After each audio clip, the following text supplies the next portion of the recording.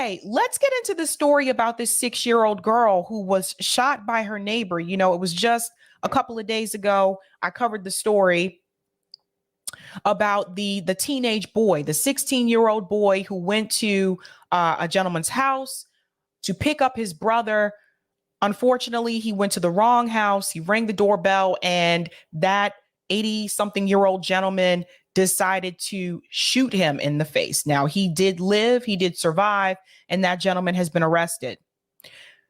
We have a similar, somewhat situation where the person who was shot, the victim here, did indeed survive. And this time, it's not someone who's a teenager. It is actually a 6-year-old girl.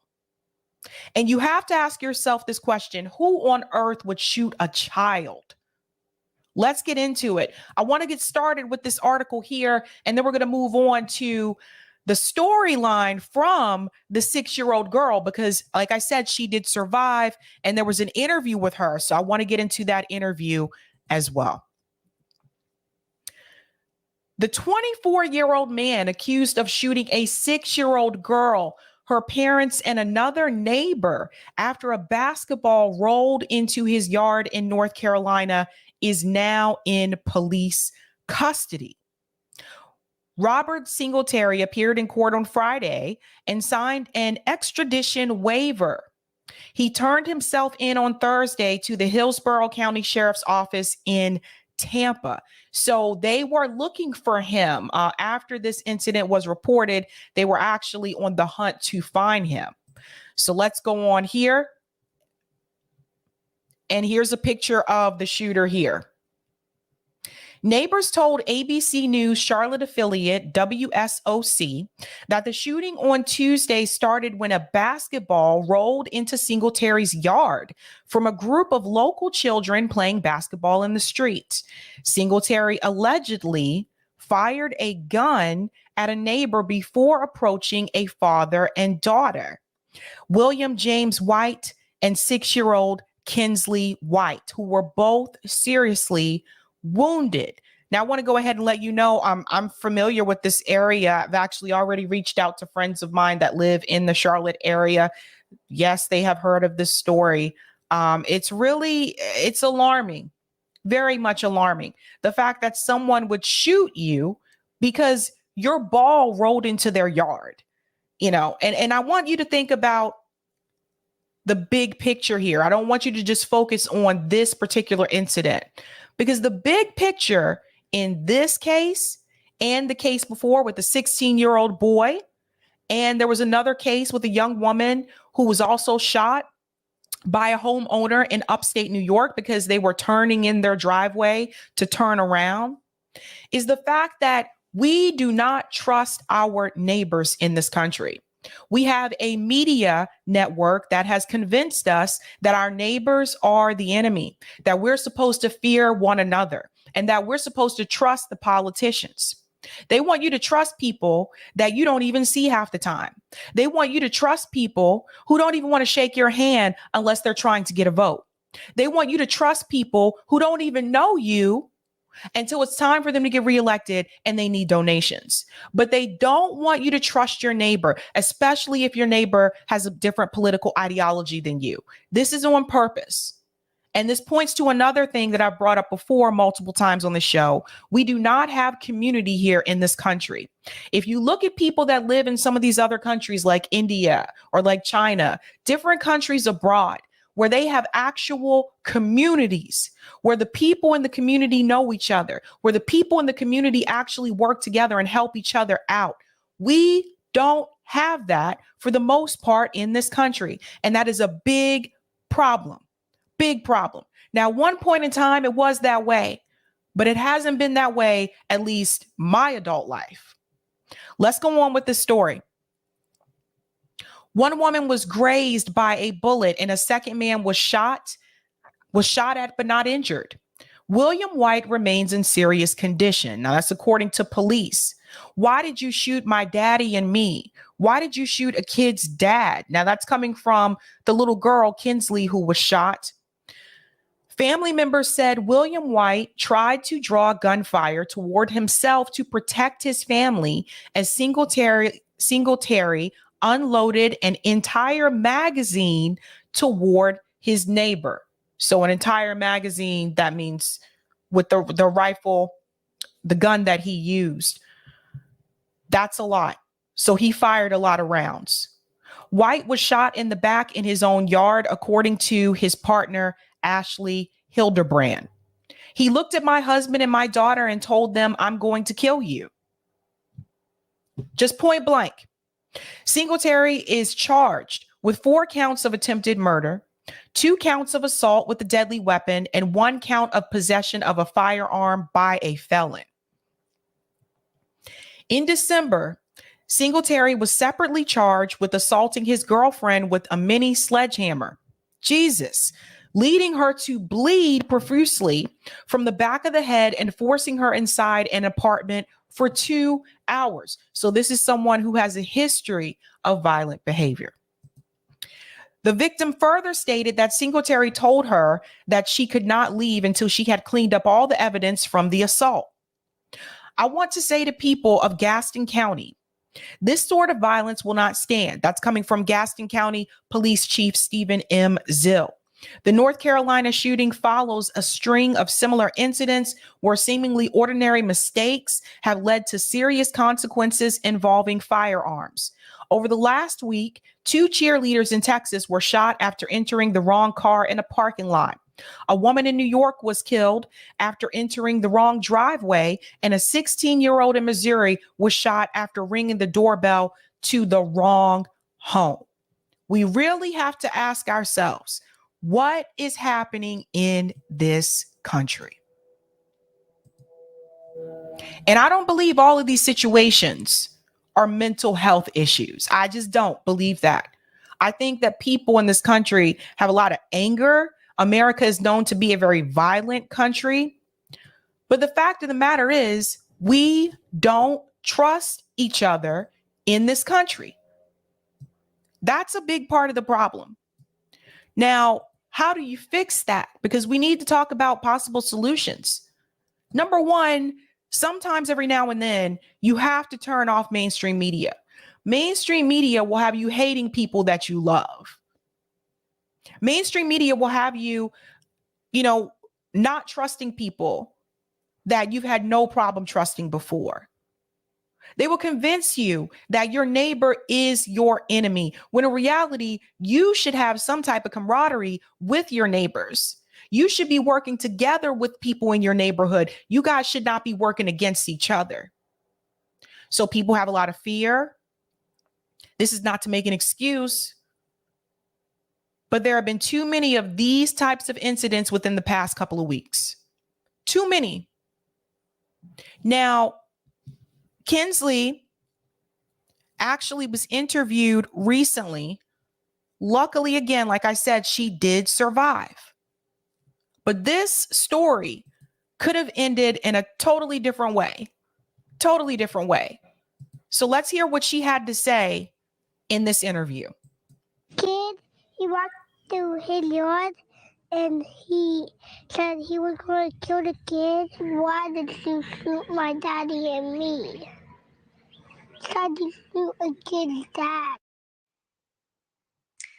That is 6-year-old Kinsley White, who is asking those questions after she took a bullet fragment to her face and went into surgery because of it.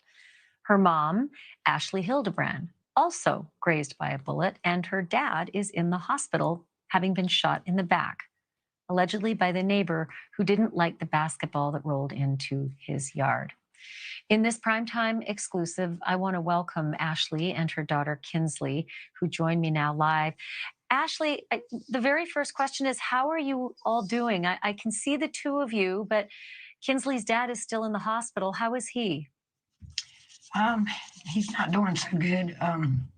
He's got several injuries. He's got his liver's split. His lungs got a piece missing, broken ribs. He's got a big old hole in his back. And how are you doing and your daughter? just really just trying to get by. So just FYI here, for those who are just joining, the father is still in apparently critical condition. So he's still in the hospital. I don't know how to even, I don't know. It's just been all so crazy. It's unbelievable. I mean, I can't imagine. Yeah, I can't imagine it. Can you tell me, Ashley, how what happened with Kinsley when you went to the hospital? It was scary. They had to put a like a numbing gel on it and dig the bullet fragment out with a pair of hemostats. And they had. So she was shot in the face. Let me pull up here so you can see the. So she was shot in the face. Like, this guy shot them with the intent to kill them. Like, I don't understand. I really don't get it. All over a basketball. And they had those hemostats way in her cheek, and I about passed out. It was so gross. Kinsley, can you hear me okay? I know it's tricky hearing out of a little piece in your ear, but can you hear? Yes. How are you doing tonight, sweetheart? You okay? Yes. Can you tell me a little bit about what happened when that whole thing ended up going on in the neighbor's yard? So, some kids was playing basketball, and the ball accidentally went in the yard, and he had a gun, and he started to shoot somebody's dad, and then he went back inside and got a different gun. Then he shot my daddy, and then he shot me. And then you went to the hospital, right, Kinsley? Yes. How do you feel tonight? Are you feeling a little bit better? Yes. Yeah. A bit worried about your dad, though, I would imagine, right? Yes. So I just want to ask really quick, for those of you who do have kids, how does this make you feel? Does it make you feel comfortable to leave your kids alone in the yard playing basketball? And what if the ball rolls into someone else's yard? Like, I know for me, I would think I would be scared. I think, the next time this happens, if someone is playing basketball and the ball rolls into a neighbor's yard, do you feel safe going over to the neighbor's yard to get your ball? I asked the same question about the 16-year-old boy who rang the wrong doorbell and was shot in the head. Do you feel safe ringing the wrong doorbell by mistake now? Or what about the woman who was killed? Unfortunately, she did not survive because her and her friends turned into someone's driveway to turn around. Do you feel safe doing that now? I know I've done that multiple times. Do you still feel safe doing that? People have seriously lost it. You are seen as a threat. Very sad. So, Ashley, what have you been able to explain? I mean, all of this is so hard for us adults to process. What have you been able to explain to Kinsley? She's been real sketchy about the police and everybody. I've had to explain the good guys, these are bad guys. She's really been scared to go to sleep, eat, anything. Notice she said that she's been sketchy about the police, and notice it wasn't the police who shot her. Listen to this part again. Explain the good guys, these are bad guys, Sorry, here we go. What have you been able to explain to Kinsley? She's been real sketchy about the police and everybody. I've had to explain the good guys, these are bad guys. Okay, so the little girl, the mother said that the little girl is now sketchy about the police and everybody. She's probably traumatized by anyone that would carry a gun because of what happened. I don't know if I would go as far as to say the police are good guys, but I think that is what's happening here with this little girl. So now, like, she may have PTSD. Who knows? Every time she sees someone with a gun, she may feel some kind of way because of what happened to her. You know, she's really been scared to go to sleep, eat, anything. And I mean, Do you know anything about that neighbor? Is he familiar to you? no, ma'am, that was the first time we had ever seen him or anything. He had just moved in 2 weeks ago. He was actually renting a room from the guy who was actually renting the house. Okay, this piece right here is very telling. Let me go back. This is what I was saying about knowing your neighbors. To explain the good guys, these are bad guys. You know, she's really been scared to go to sleep, eat, anything. And I mean, Do you know anything about that neighbor? Is he familiar to you? Do you know anything about the neighbor? This is exactly what I was talking about. Listen to this. no, ma'am, that was the first time we had ever seen him or anything. He had just moved in 2 weeks ago. Okay, he had just moved in 2 weeks ago. That was the first time that they had ever seen him. So this goes back to what I was saying before about people knowing their neighbors. So this guy apparently, I don't know. I gave you some of his history. But again, it just points to a larger issue, which is that people don't know each other. People don't know the people around them. People don't know the people next door to them. Let's go on. He was actually renting a room from the guy who was actually renting the house. Well, his girlfriend was renting a room from the guy that was actually renting the house. And he hadn't even been there, I don't even think 2 weeks. He had been there 2 weeks. That's giving him a few days. So, Ashley, the news broke just a little while ago that, after quite an extensive manhunt for him, he was captured in Hillsborough County in Tampa. That must have been a relief to you. How did you feel when you heard that? Now, he was on the run. This is what I was talking about earlier. He was definitely on the run if he had made it down to Florida. Relieved, but I just can't believe he made it all the way to Florida. I can. Yeah, I mean, it's a long way, and it's a little surprising he turned himself in as well. Kinsley? It's not that long of a way. I haven't lived in North Carolina. Like, that drive isn't as long as you think it would be. But the thing is, where is the girlfriend? This is my question, because the article didn't say anything else about the girlfriend other than the fact that she had been abused by him. But where is the girlfriend? Where was the girlfriend when this took place? Where was the girlfriend when he disappeared, when he was on the run? Is anybody talking to her now? Are the officials talking to her and asking her, where could he have gone? Like, what is his background? What do you know about him? There's not a lot that's being said about this incident. Not that much right now.